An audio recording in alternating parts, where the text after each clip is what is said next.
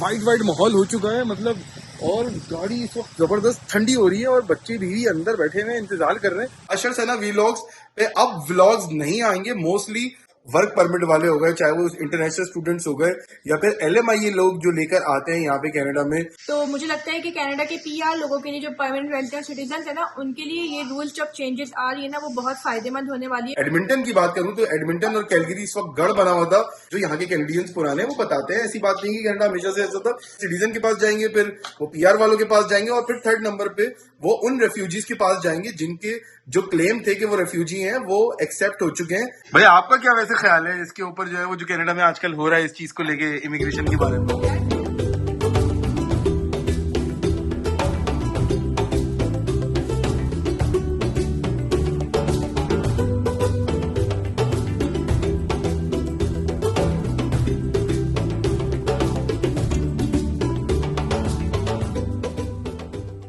अस्सलाम वालेकुम ख़वातीनो हज़रात, and very very welcome back to Ashar Sana vlogs. तो भाई अभी हम लोग तरावी पढ़ने के लिए आए हुए थे। तरावी पढ़ने के लिए आए थे तो भाई कहानी अलग थी कनाडा की, मतलब कैलगरी की। और अब देखो बिल्कुल कहानी टोटली डिफरेंट हो चुकी है भाई। हर जगह वाइड वाइड माहौल हो चुका है मतलब। और गाड़ी इस वक्त ज़बरदस्त ठंडी हो रही है और बच्चे भी अंदर बैठे हुए इंतजार कर रहे हैं कि भाई चलेंगे, क्या होगा क्या नहीं होगा। बर्मियाँ बाहर खड़े हुए बर्फ के अंदर, मतलब मजे ले रहे हैं, क्या कर रहे हैं, गोला घंटा खाना नहीं खाना। तो बस अब चलते हैं घर, क्योंकि तरावी हमने पढ़ लिया अल्हम्दुलिल्लाह। तरावी हम सबकी पूरी पूरी पूरी जा रही है। देखो भाई गाड़ी का क्या हाल हो गया भैया, ये देखो भाई। हाँ भाई। हाँ जी, अस्सलाम वालेकुम। क्या करें, चले जाहिर सी बात है, इतनी ठंडक में कौन पड़ेगा। अभी ओए अली, अली को देख, इसको कहाँ उठ के आ गया। इसको बेल्ट तो लगाओ भाई। चलो चलो चलो जी। The next day. भाई बात ये है कि काफी दिनों से हम लोग गायब हैं। आप लोग सोच रहे हो कि भाई कहाँ चले गए, क्या चल रहा है क्या नहीं चल रहा। सना के व्लॉग्स तो आ रहे हैं, जो कि भाई पाकिस्तानी मॉम इन कनाडा वाले जो व्लॉग होते हैं वो तो काफी उसने बना के रखती रहती है और जो है वो मेहनत करती रहती है। अगर तुम लोगों ने वो चैनल नहीं देखा तो जाके वो चैनल देख सकते हो। तो गेम ये है कि भाई मतलब गेम अब चेंज हो रहे हैं, दुनिया में हर जगह के चेंज हो रहे हैं, तो कनाडा में भी अब गेम बहुत तेजी से चेंज हो रहा है। तो आज की वीडियो इसी बारे में है कि कनाडा जो है वो जो रिवर्स माइग्रेशन की तरफ जा रहा है, मतलब जो गेम हो रहा है कनाडा के अंदर, वो हर तरह के जो टेम्परेरी वीजाज वाले, चाहे वो वर्क परमिट वाले हो गए, चाहे वो इंटरनेशनल स्टूडेंट्स हो गए या फिर LMIA लोग जो लेकर आते हैं यहाँ पे कनाडा में। The Liberal government is planning to overhaul temporary resident programs in Canada. The immigration minister announced today that for the first time ever, Canada will set targets for how many people are allowed into the country through these programs. The goal is to reduce the number of these people over the next 3 years. I've directed my department to conduct a review of existing programs that bring in temporary workers, and we're undertaking work to better align streams with labour market needs and weed out abuses in the system. And if employers are abusing temporary foreign workers, we're going to find you, we're going to find you. तो वो सब उनको समझ में आ रहा है game की क्या दो नंबरियां यहाँ पे अब शुरू हो गई हैं कनाडा में, मतलब जो सालों से चल रही हैं, अब उसको बंद होने का टाइम बहुत तेजी से आ गया है। तो आज हम इसी बारे में डिस्कस करने वाले हैं कि मतलब ऐसा क्यों हो रहा है, या अभी क्यों ख्याल आ रहा है, या क्या है या क्या नहीं है, और ये मतलब कनाडा के लिए आया सही है या नहीं है, या क्या मतलब होगा आगे चल के फ्यूचर में। और बहुत सारी चीजें इससे रिलेट करती हैं, हाउसिंग हो गई, जॉब्स हो गई, क्या क्या चीजें हो रही हैं, और कनाडा की गवर्नमेंट मतलब इस तरह के स्टेप्स क्यों उठा रही है। और लोग पहले तो परेशान थे, अब जो है वो खुश है ना खुश है, क्या है क्या नहीं है। और यहाँ पे देखो बेगम जो है ना, यहाँ पे ये साथ ही में जो है ना कुछ काम करती रहती है, अपने चैनल की रिकॉर्डिंग भी कर रही है। ये देखो यहाँ पे क्या बन क्या रहा है आज वैसे। यार आज वॉन्टॉन्स बन रहे हैं ना। वॉन्टॉन्स काफी पाकिस्तान में मशहूर है ना, ये स्नैक्स इफ्तार के लिए। तो फिर मैं वो बना रही हूँ आज, जो फर्स्ट टाइम मैं ट्राई करने वाली हूँ। वैसे तो बहुत ही इजी सी बन जाते हैं, तो मैंने वो प्रॉपर रेसिपी जो है देख ली थी मैंने यूट्यूब पे, और शेयर करूंगी इंशाल्लाह अपने चैनल पे।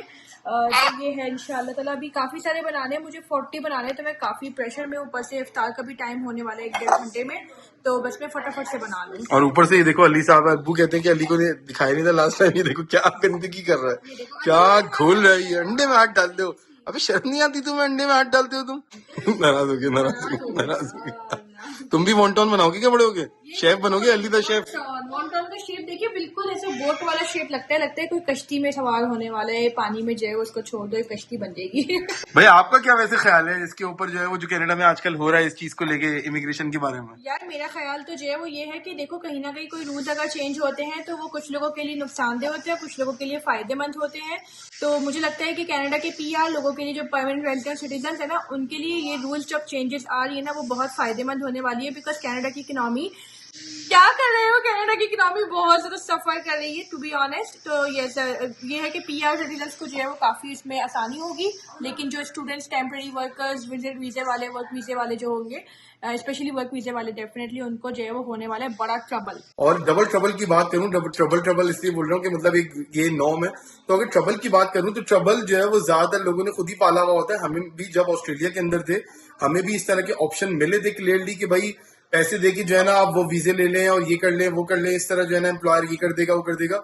जैसे एलएमआई होती है, यहाँ पे एलएमआई कहलाती है, वहां पे आपकी स्किल नॉमिनेशन होती है, तो स्किल एम्प्लॉयर वीजा होता है ऑस्ट्रेलिया के अंदर। बट बात आज कनाडा की हो रही है, तो ये गेम हर जगह आपको मिलते हैं और काफी लोग यहाँ पे इस वक्त कैलगरी में, बहुत सारे लोग, अगर मैं कैलगरी की बात करूं, एडमिंटन की बात करूं, तो एडमिंटन और कैलगरी इस वक्त गढ़ बना हुआ था, जो एलएमआईए पे लोग दबा के इस वक्त कनाडा में आ रहे थे। और उनका सबसे बड़ा जो एक वो था कि वो विजिट वीजे पे आते थे यहाँ पे कनाडा में, और विजिट वीजे पे आए तो कुछ लोग जो बिल्कुल ही बेचारे जाहिल होते थे, इतने ज्यादा पढ़े लिखे नहीं होते थे, तो वो क्या करते थे भाई, असाइलम डाल देते थे, और असाइलम डाल के आके वो कनाडा की गवर्नमेंट पे फौरन ही बोझ बन जाते थे यार। For refugees flying to Canada, the main destination is Montreal's Trudeau Airport. Disclosed figures show the sharp increase. In 2022, around 3,300 people made refugee claims at Montreal's airport. That number was almost 10 times higher, at around 30,000 in 2023. Canada Border Services Agency says there are 28,145 active warrants for failed refugee claimants. 18,000 of those are removal orders, and included in the deportees are over 600 convicted criminals. Which is totally unfair for the government. मतलब में तो 28,000 लोग हैं जो Canada ने उनके deportation जो notice है वो इशू कर दिए हैं। उनको कहीं से भी उठा के जो है ना कनाडा, वो जहां पे भी उनके मुल्क होंगे वो कनाडा उनको डिपोर्ट कर देगा इंशाल्लाह, जो कि अच्छी बात है। जिसमें से 400 से 600 लोग ऐसे हैं जिन्होंने जो है वो कनाडा के अंदर क्राइम किया है, और इवन उनकी जब पुलिस रिपोर्ट आई तो उन्होंने अपने मुल्कों के अंदर भी बड़ा ही खतरनाक गंदा वाला कोई क्राइम किया हुआ था। तो भाई अब उनके जो है वो अरेस्ट वारंट भी इश्यूज हो चुके हैं, तो वो कनाडा जो है वो फॉरन उनको जो है वो कहीं ना कहीं से पकड़ के जहां पे भी छुपे होंगे अपने बिलों में, वो उनको फॉरन कनाडा डिपोर्ट कर देगा, which is totally good thing. और मैं इससे कंप्लीटली एग्री करता हूं कि जो भी क्रिमिनल होते हैं, चाहे वो सॉफ्ट क्रिमिनल हो, हार्डकोर क्रिमिनल हो, उनकी इस मुल्क के अंदर कोई भी जगह नहीं होनी चाहिए, क्योंकि ये जो नॉर्मल लोग आते हैं स्किल वाले, उनके साथ कंप्लीटली ज्यादती होगी। पहला पॉइंट तो यही हो गया। अब दूसरा पॉइंट हम आते हैं एलएमआईए की तरफ।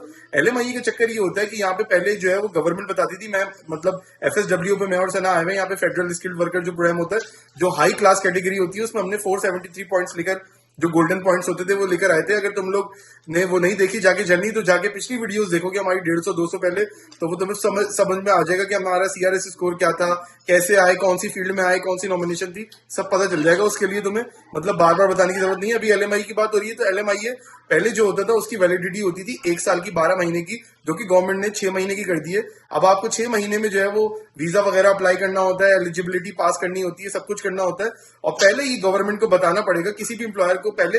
अब ये इन्होंने एक और भी चेंज किया कि एम्प्लॉयर को पहले खुद एलिजिबल होना पड़ेगा वो एलएमआईए देने के लिए, कि आया आपके पास ये सारी चीजें हैं, रिसोर्सेज हैं, नहीं है, क्या है क्या नहीं है, आपका टर्नओवर क्या होता है क्या नहीं होता, तो गवर्नमेंट वो पहले चेक करेगी। उसी के बाद पहले एम्प्लॉयर नॉमिनेशन होगी एक टाइप की, जैसे ऑस्ट्रेलिया में हुआ करती थी। उसके बाद फिर आप जाके गवर्नमेंट के पास जाओगे, बोलोगे भाई कि हमारे पास तो भाई कोई परमानेंट रेजिडेंट बंदा ही नहीं है, और पूरे कनाडा में 41 मिलियन की आबादी में, कि हम जो है वो अपनी जॉब, ये जो जॉब पोजीशन है उसके ऊपर उसको रख सके। उसके बाद वो जाएंगे भाई सिटीजन, पहले सिटीजन के पास जाएंगे, फिर वो पीआर वालों के पास जाएंगे, और फिर थर्ड नंबर पे वो उन रेफ्यूजीज के पास जाएंगे जिनके जो क्लेम थे कि वो रेफ्यूजी हैं वो एक्सेप्ट हो चुके हैं, ग्रांटेड उनके पास रेफ्यूजी स्टेटस है, उनके पास जाएंगे। वो 3 बंदों के पास जाएंगे पहले, उसके बाद फिर वो चौथा, फिर जब वो हो जाएगा तो फिर वो चौथा जो है वो उस जॉब को पोस्ट करेंगे वहां पे जॉब बैंक के अंदर, इंडीड पे या दूसरी जगहों पे, कनाडा की जो गवर्नमेंट वेबसाइट्स होती हैं वहां पे, और वो वहां से अप्रूव करवाएंगे कि भाई अब हमें ये बंदे यहाँ पे, हमने ये जो है वो 2 महीने तक ऐड डाल के रखा, ये किया वो किया, जो भी टाइम होता होगा उनका एक अप्रोप्रिएट टाइम होगा, एक लेजिस्लेशन के हिसाब से जो मिनिस्टर ऑफ इमिग्रेशन ने बताया है। ये सारी चीजें आगे चल के आइंदा आने वाले दिनों में आ जाएंगी, तो उस हिसाब से फिर वो बताएंगे कि भाई ये सब चीजें होंगी। तो अब आप जो है वो, अब वो बंदे को फिर बाहर से देखेंगे कि अब वो बंदा जो उनकी जॉब डिस्क्रिप्शन है, जो उन्होंने एडवर्टाइज की हुई है एलएमआईए के लिए, वो एलिजिबल है कि नहीं है। उसके ऊपर भी मेरे हिसाब से गवर्नमेंट को ये डंडा जरूर करना चाहिए कि उसने उस चीज में मतलब अप्रोप्रिएट पढ़ा हुआ है या नहीं पढ़ा हुआ, या फिर उसके पास इतना वर्क एक्सपीरियंस है कि नहीं है जो वो कनाडा के अंदर आके काम करना चाहता है। और जो भी है, ऑस्ट्रेलिया में भी ये चीज जो है वो उन्होंने डंडा संभाल लिया था गवर्नमेंट ने, तो काफी चीजें बहुत बेहतर होनी शुरू हो गई थी। पहले भी हमारे देशियों ने इसको बहुत ही जो है ना सिस्टम को अब्यूज किया था ऑस्ट्रेलिया के अंदर, तभी जाके जो है वो आम जो नॉर्मल लोग थे उनके लिए एक सिस्टम बहुत मुश्किल होता चला गया और गवर्नमेंट ने उस सिस्टम को ही बंद कर दिया। एक टाइम ऐसा आया कि उन्होंने उसको खत्म कर दिया क्योंकि देशियों ने इसको इतना अब्यूज किया, पैसे ले लेके 30-30, 40-40 हजार डॉलर लेके जो है ना वो वीजे बेचने शुरू कर दिए 457 के, 482 के। आज भी ये सब धंधा होता होगा। यही चीज अब कनाडा में भी हो रही थी, दबा के LMIA 20-20, 30-30 हजार, 40-40 हजार डॉलर में भी बिक रही है। एडमिंटन के अंदर बिक रही है, कैलगरी के अंदर बिक रही है, सस्केचुअन के अंदर बिक रही है और दबा के बिक रही है। आप चेक करो कि जो है ना इंडीड के ऊपर ऐसी हजारों जॉब्स आनी शुरू हो गई हैं क्योंकि अल्बर्टा के अंदर एक जो है ना स्ट्रीम खुली है और वो ये कि टूरिज्म असिस्टेंट चाहिए या व्हाटएवर जो भी चाहिए, तो अब आपके पास 36,000 जो है ना वो ऐसी जॉब्स आनी शुरू हो गई। मैंने देख रहा था जॉब बैंक के ऊपर या कहीं पे नॉर्मल जॉब है जो $25, $27, $28, $31, $32 कनाडा का ये रेट ही नहीं है। अगर टूरिज्म असिस्टेंट की बात करूं या एडमिनिस्ट्रेटिव असिस्टेंट की बात करूं तो मतलब $21-22, $22-23 समझ में आता है यार, जब ऑस्ट्रेलिया का $22, $23, $24, $25 का रेट है। एडमिनिस्ट्रेटिव असिस्टेंट बहुत नॉर्मल जॉब होती है, तो कनाडा में ये रेट $29-32 हो ही नहीं सकता। मैं मान ही नहीं सकता, उल्टा हो के मैं तवे पे लेटने को तैयार हूं कि जो है वो ये चीज नहीं हो सकती। तो ये सब 2 नंबरियां जो है ना खुलेआम हो रही थी यहाँ पे। तो गवर्नमेंट ने बोला कि भाई अब मतलब बहुत हो गया, बदतरीन हाल हो गया है। क्योंकि प्रॉब्लम ये होती है कि जब आप आ तो जाते हो सऊदी अरब से, दुबई से या बहरीन से, कतर से, ओमान से, जद्दा से, कहीं कहीं से आप पैसे देके आ तो जाते हो 20-30 हजार डॉलर देके। अब उसमें चक्कर ये होता है कि जब वो एडमिंटन जाते हैं या फिर कैलगरी आते हैं तो जो क्लोज वर्क परमिट होता है उसका मंजन ये होता है कि वो आपको एम्प्लॉयर नॉमिनेशन होती है। अब आप ना उसके ऊपर उबर चला सकते हो, ना आप उसके ऊपर कोई दूसरी जॉब कर सकते हो, ना आप उसके ऊपर कोई फ्रीलांसिंग कोई गेम कर सकते हो क्योंकि वो एक क्लोज वर्क परमिट है। फेयर इनफ, गवर्नमेंट कहती है जब आपको एक एम्प्लॉयर ने हायर किया है एक जॉब के लिए तो आप वहां जाके जॉब करें और 3-4 साल में जब आप एलिजिबल होंगे तो आप PR अप्लाई कर देना। आपको चाइल्ड बेनिफिट मिलेंगे, ना आपको कोई गवर्नमेंट बेनिफिट मिलेंगे, ना आपको कोई और चीज होगी, कुछ भी नहीं मिलेगा आपको इन द मेन टाइम कि आपको सारी चीजें अपने खुद ही उठानी पड़ेंगी। तो अब लोगों ने क्या ओवरबर्डन हो गए कि वो वहां से आ तो गए, अब ये सब कुछ हो गया, उन्होंने पैसे देके ले तो लिया, अब उनको जो है वो पैसे देके अपनी सैलरी उनके बैंकों में डलवानी पड़ती है और फिर वो सैलरी आपको ट्रांसफर कर दें। फिर उनको जो है वो जो सुपर होता है यहाँ पे RRSP वो भी ट्रांसफर करना पड़ता है, फिर उनको टैक्स भी देना पड़ता है उसके ऊपर। और उसके ऊपर अगर एम्प्लॉयर बीच में 1 साल के बाद वो इस काबिल ना रहा कि कोई और पंगा आ गया, कोई उसने बोला कि नहीं मुझे तो $5-10 हजार और दो 2 नंबरी के लिए, तो वो अभी आपको देने पड़ते हैं। और फिर साथ में आपको इस वक्त कनाडा की जो कॉस्ट ऑफ लिविंग है उसका बदतरीन हाल हुआ है, पूरी दुनिया में ही हुआ है, सिर्फ कनाडा की बात नहीं है। मगर मैं इस वक्त कनाडा की वीजों के बारे में बात कर रहा हूँ, तो इसलिए आपको समझाना उसके लिए जरूरी है और बेहतर भी है। तो यहाँ पे जो है वो आपको अगर एडमिंटन कैलगरी की बात करूं तो मिनिमम जो हाउस है अपार्टमेंट ही वो $1,500 से $2,000 पर मंथ के हिसाब से रेंज करता है। और अगर आपके 1-2 बच्चे भी हैं या फिर नहीं भी हैं, आपके कपल भी हो, जो भी है, तो तकरीबन आपके $1,000 की मरी गिरी मैं इसको बता रहा हूँ कि 2 मियाँ बीवी और 1 बच्चे की तो इतनी ही ग्रोसरी आएगी और $200-250 आपका यूटिलिटी का बिल आएगा, सब कुछ आएगा। तो आपको कम से कम भी फैमिली ऑफ 4 को कम से कम मिनिमम मरी गिरी जिसमें वो उनका कोई बाहर का खर्चा ना हो, कुछ ना हो, उसके लिए तकरीबन $4,000 से $5,000 पर मंथ आपको चाहिए ही चाहिए होंगे। क्यों भाई, सही कह रहा हूँ गलत कह रहा हूँ? 100% सही कह रहे होंगे। मैं तो भाई अपने काम में बिजी हूँ, ये तो सारी रिसर्च आई थिंक अशर ने अकेले ही की है। तो अच्छी बात है भाई, अगर कोई नॉलेज दे रहा है और कोई अच्छी बातें बता रहा है तो उसको सपोर्ट किया करें, अप्रिशिएट किया करें। तो प्लीज मेक श्योर कि आप लोग वीडियो को लाइक करें, चैनल को सब्सक्राइब करें एंड कमेंट करके अपने फीडबैक जरूर दिया करें। और लोग समझते हैं कि हम कमेंट्स नहीं पढ़ते, ऐसा नहीं है, हम कमेंट्स पढ़ते हैं बेटा। तो बेटा बात ये है कि कमेंट्स पढ़ते। एनीवे बात ये है कि ये समझाने का मतलब ये था कि काफी लोग जो है वो हमारे देसी कम्युनिटी के बहुत सारे लोग हो गए, पाकिस्तानी, इंडियन वगैरह सभी मिला के जो है वो एक टाइम पे कनाडा को इतनी दबा के गालियां दे रहे थे कि भाई कनाडा में तो बदतरीन हाल हो गया, हाउसिंग के इशू हो गए, जॉब्स के इशू हो गए, बहुत सारी जो आपकी जो नॉर्मल लाइफ स्टाइल था कनाडा में अब वो लाइफ स्टाइल नहीं रहा है जो कोविड से पहले हुआ करता था। 3-4 साल पहले बहुत बेहतर हुआ करता था। जो यहाँ के कैनेडियंस पुराने वो बताते हैं, ऐसी बात नहीं कि कनाडा हमेशा से ऐसा था। तो यहाँ पे जितनी गंदगी फैलाई थी, अब वो पहले जो है ना कनाडा को रोया करते थे कि हम आई एम लीविंग कनाडा, ये वो। अब मैं समझता हूँ कि अब जो कनाडा की गवर्नमेंट कर रही है वो बिल्कुल सही कर रही है, टू द पॉइंट कर रही है। उसको ये काम बहुत पहले ही कर लेना चाहिए था। जॉब कर रही है, चलो खैर देर आए दुरुस्त है, जो उन्होंने अपना काम था वो उन्होंने कर लिया। अब उसकी वजह से एक और भी गेम हुआ है जॉब्स की। मैं अगर बात करूं तो जॉब्स के अंदर एक और बड़ा गेम हुआ है कि जो कनाडा में जो मिनिमम वेज ना पढ़ने का तरीका है वो यही हुआ है कि डिमांड और सप्लाई का इशू आ गया। कनाडा ने क्या किया कि पिछले दिनों में इतने ज्यादा स्टूडेंट्स को इंपोर्ट कर लिया, यहाँ पे $15, $12, $13, $16 में काम यहाँ पे आ गए। तो उसकी वजह से क्या हुआ कि थोड़ी बहुत ज्यादती कहीं ना कहीं पीआर वालों के साथ हुई, जो सिटीजन्स थे यहाँ पे उनके साथ भी हुई, क्योंकि ज़ाहिर है उनके लिए कंपटीशन बहुत बड़ा जनरेट हो गया और वो एक बहुत बड़ा गैप आ गया, क्योंकि ज़ाहिर है उनको चीप लेबर जो है ना वो मिलनी शुरू हो गई कनाडा को। तो ये एक बहुत बड़ा गेम था। अब ये चीज अगर कम होगी, ऑब्वियसली इमिग्रेशन और ये सारी चीजें टेम्परेरी जो इनटेक होता है वो कम होगा, क्योंकि अभी इस वक्त कनाडा का जो इंफ्रास्ट्रक्चर है वो उसको रेडी नहीं है लेने के लिए।